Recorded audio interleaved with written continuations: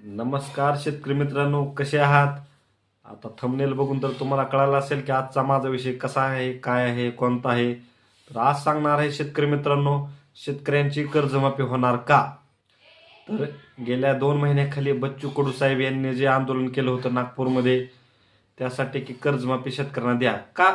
कारण काय आहे तर यावर्षी सप्टेंबर महिन्यात व ऑक्टोबर महिन्यात, परत त्याच्या आधी ऑगस्ट महिन्यात, या 3 महिन्यात संपूर्ण अतिवृष्टी झाली. त्यामुळे शेतकऱ्यांचे जवळजवळ 25% शेतकऱ्यांच्या ह्या जमिनी खरडून गेल्या व 75% ह्या पावसामुळे पिकं वाया गेली. त्यामुळे शेतकरी यावर्षी इतका अडचणीत आलाय की यावर्षीच्या अतिवृष्टीमुळे शेतकरी 3 वर्ष मागे गेला.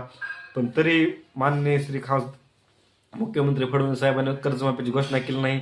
तर बच्चू कडू साहेब यांना त्यांनी आश्वासन दिले की जून 31 पर्यंत तुम्हाला म्हणजे शेतकऱ्याला तुमच्या आंदोलनामुळं कर्जमाफी देऊ. पण माझा असा अंदाज आहे मित्रांनो की आता चालूला आज जवळजवळ आज 3 तारीख आहे.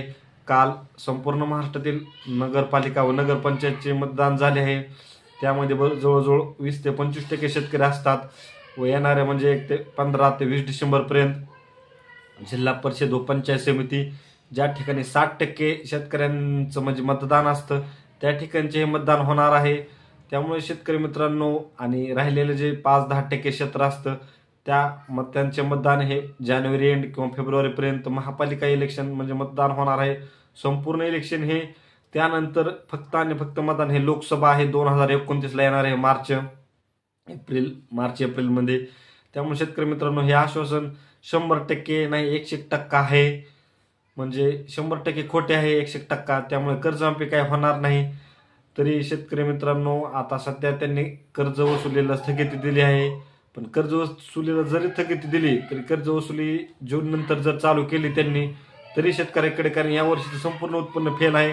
त्यानंतर जून नंतर पेरणी करणार, त्यानंतर डिसेंबर जानेवारी नंतरच पैसे येणार. जर कर्ज तुम्ही तरीही कर्ज भरू नका, तसेच कर्जाचं व्याजही भरू नका मित्रांनो, कारण शेतकरी अत्यंत